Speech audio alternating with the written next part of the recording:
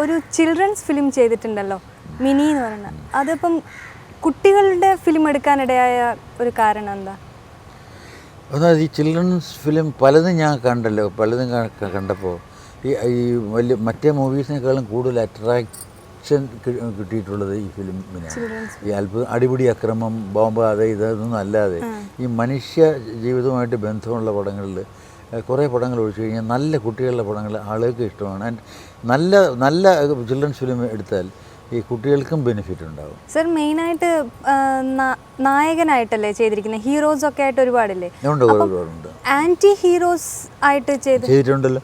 ഒരു പ്രിയ എന്ന് പറഞ്ഞ ഞാൻ ആദ്യം ഡയറക്റ്റ് ചെയ്ത പടം അത്. അതിൽ ഞാൻ പ്രൊഡക്ഷനിൽ ഞാൻ പാർട്ണറായിട്ട് തുടങ്ങുമ്പോൾ അതിന് പ്രധാന കാരണം എന്താ വെച്ചാൽ എനിക്ക് തോന്നുന്നതല്ല, സത്യവുമാണ്. ഈ ചെമ്മീന്, ഓളവും തീരും, അങ്ങനെ കുറേ പടങ്ങൾ കണ്ടപ്പോൾ എന്നെ ഒരുമാതിരി പഴയ സ്റ്റൈലിലെ ദിലീപ് കുമാറാക്കി മാറ്റുന്ന ഒരു നിരാശ കാമുകൻ, പാവം നല്ലവൻ, എനിക്ക് അത്ര ഇഷ്ടമായില്ല. അപ്പോൾ ഞാൻ പക്ഷെ അങ്ങനെയല്ല, ശകലം പോക്കൃത്തിനെ കാണിക്കാൻ എനിക്കും അറിയാം. അങ്ങനെയുള്ളൊരു സബ്ജക്റ്റ് വന്നപ്പോൾ സോ ഐ സെലക്റ്റഡ് ദാറ്റ്. അന്ന് എല്ലാവരും പറഞ്ഞു, അയ്യോ ഒരു ഹീറോ ഇതെടുത്തു കഴിഞ്ഞാൽ ഇമേജ് പോകും. ഞാൻ പറഞ്ഞു, I am an actor, I don't believe in കമേഴ്ഷ്യലായിട്ട് അങ്ങനെ ചിന്തിച്ചാലേ നമുക്ക് ഇമേജ് നോക്കണ്ടേ. ഇനിയിപ്പോൾ ഒരു ഇമേജ് മാറിക്കഴിഞ്ഞാൽ നമുക്ക് പടത്തിന് അഭിനയിക്കാൻ ആരെങ്കിലും വിളിച്ചില്ലെങ്കിൽ എന്നൊരു ചിന്ത മനസ്സിൽ വന്നാൽ വേണ്ടേ മാനേജും ആ ഇമേജ് കീപ്പ് ചെയ്യാൻ ഞാൻ ശ്രമിക്കേണ്ടി. ഇപ്പോൾ ആ പടം തന്നെ ഞാൻ ആദ്യമായിട്ട് ഡയറക്റ്റ് ചെയ്യാൻ പോയ പടമാണ്. I could and the selection was mine, the subject I selected, the character I selected because I enjoy doing the character. അന്നേരം പ്രേക്ഷകരുടെ ഒരു ഇതെന്തായിരുന്നു? ഇഷ്ടപ്പെട്ടു എന്നുള്ളതാണ്. ഇഷ്ടപ്പെട്ടു, എല്ലാവരും നല്ല ഇതായിരുന്നു. അതെ അതെ. പിന്നെ സാറ് അന്യഭാഷാ ചിത്രങ്ങൾ ഒരു അമിതാഭ് ബച്ചൻ്റെ കൂടെ ഒരു സാത്ത് ഹിന്ദുസ്ഥാനി ചെയ്തു. അത് കെ അബ്ബാസിൻ്റെ സാത്ത് ഹിന്ദുസ്ഥാനി എന്ന് പറഞ്ഞൊരു പടം. പിന്നെ വേറെ ഏതെങ്കിലും അന്യഭാഷയായിട്ട്? അന്യഭാഷയിൽ പിന്നെ തമിഴിൽ ഞാൻ പണ്ടൊരു ഗസ്റ്റ് ആർട്ടിസ്റ്റായിട്ട് ഒരെണ്ണത് ചെയ്ത് കഴിഞ്ഞതിന് ശേഷം ധർമ്മദുര എന്ന് പറഞ്ഞൊരു പടം ഉണ്ടായിരുന്നു. അതിൽ എന്നെ സെലക്ട് ചെയ്യാൻ കാരണം എനിക്ക് അഭിനയിക്കാൻ അറിയാമെന്നുള്ളതുകൊണ്ടല്ല, വലിയ ആർട്ടിസ്റ്റ് ആയതുകൊണ്ടൊന്നുമല്ല, ഒരു സീനിയർ ആർട്ടിസ്റ്റാണ്. അതിൽ രജനീകാന്തിനെ തല്ലുന്ന സീനുണ്ട്, വേറെ ആരെങ്കിലും ശിവാജി ഗണേശൻ തല്ലിയാൽ സഹിക്കും. അപ്പോൾ അങ്ങനെ അല്ലെങ്കിൽ ഏതാണ്ട് അതുപോലെ സീനിയർ ആയിട്ടുള്ള ആളുകൾക്ക് ശേഷം സ്നേഹവും ബഹുമാനമുള്ള ഒരു ആർട്ടിസ്റ്റ് ചെയ്യുകയാണെങ്കിൽ വലിയ കുഴപ്പമില്ല. അതിനുവേണ്ടി എന്നെ വിളിച്ചു. അപ്പോൾ ഈ സാത്ത് ഹിന്ദുസ്ഥാനിൽ അമിതാഭ് ബച്ചൻ്റെ കൂടെ ഒരു ബംഗാളി റൈറ്ററായിട്ട്. ബംഗാളിയായിട്ട് അതെങ്ങനെയാ ബംഗാളി? അപ്പം അത് അമിതാഭ് ബച്ചൻ്റെ കൂടെ അഭിനയിച്ചു. ഇപ്പോൾ പറയാം, അന്ന് പറയാൻ ഫസ്റ്റ് മൂവി. ഫിലിം റിലേറ്റഡ് ആയിട്ട് ഒരുപാട് സ്ഥലങ്ങളിൽ സഞ്ചരിച്ചിട്ടുണ്ടാവില്ലേ? അപ്പോൾ സാറൊരു ഇംഗ്ലീഷ് ഫിലിം എടുത്തില്ലേ, സൺറൈസ്, ഉദയം പടിഞ്ഞാറ്, സൺറൈസ് ഇൻ ദ വെസ്റ്റ്. അതിപ്പോൾ ഇംഗ്ലീഷിൽ എടുക്കാനുണ്ടായ ഒരു ഇല്ല, അത് അമേരിക്കയിൽ സെറ്റിൽഡ് ആയിട്ടുള്ളൊരു ഫാമിലിയുടെ സബ്ജക്റ്റാണ്. അതുകൊണ്ടാണ് അവിടെ എടുത്തത്. അവിടെ ശുദ്ധമായിട്ട് ഒരു മലയാളം പറയണ മാത്രം എടുത്തു കഴിഞ്ഞാൽ സുഖമാവില്ല. അവിടെ ഒരു 75% വീട്ടിലും പുറത്തും അവർ ഇംഗ്ലീഷ് തന്നെ സംസാരിക്കുന്നത്, എസ്പെഷ്യലി അടുത്ത ജനറേഷൻ. അതെ, അറിയാമല്ലോ. ഇപ്പം അവിടെ അമേരിക്കയിൽ നിന്ന് വരുന്നവരറിയാം. എന്തിനാ ഇവിടെ ഉള്ളവർ തന്നെ ഇംഗ്ലീഷ് മീഡിയം പഠിക്കുന്നവർ, അവരെ കൊണ്ട് മുഴുവനും മലയാളം മാത്രം സംസാരിക്കുന്ന ഒരു പടം എടുക്കാൻ വിഷമമാണ്. അവിടെ പിന്നെ തീരെയും പറ്റില്ല.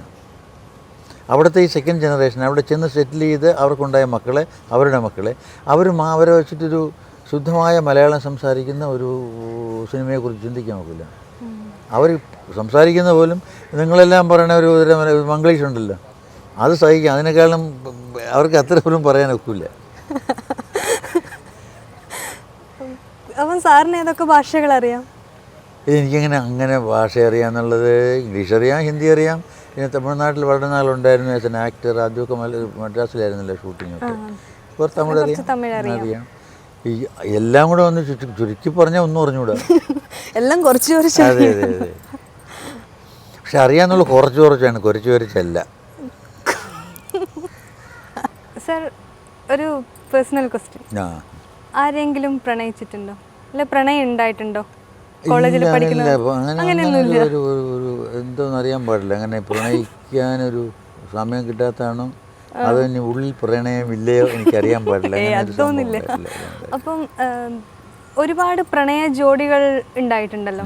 സാറിങ്ങനെ ഏതൊക്കെ നായികമാരുടെ ഒരുവിധ എല്ലാ നായികമാരുടെ കൂടി അഭിനയിച്ചിട്ടുണ്ട്? കാലത്തുണ്ടായിരുന്ന എല്ലാവരും. സാറിന് രാഷ്ട്രീയം ഉണ്ടോ? എനിക്കങ്ങനെ രാഷ്ട്രീയമൊന്നുമില്ല. ഒന്നുമില്ല. ഞാൻ ചോദിക്കാനിടയ കാരണം ഒരു CPIയുടെ നേതൃത്വത്തിൽ ഒരു ഏണിപ്പടികൾ എന്ന് പറഞ്ഞിട്ട് ഒരു ഫിലിം ഇറങ്ങിയിട്ടുണ്ടായിരുന്നില്ലേ?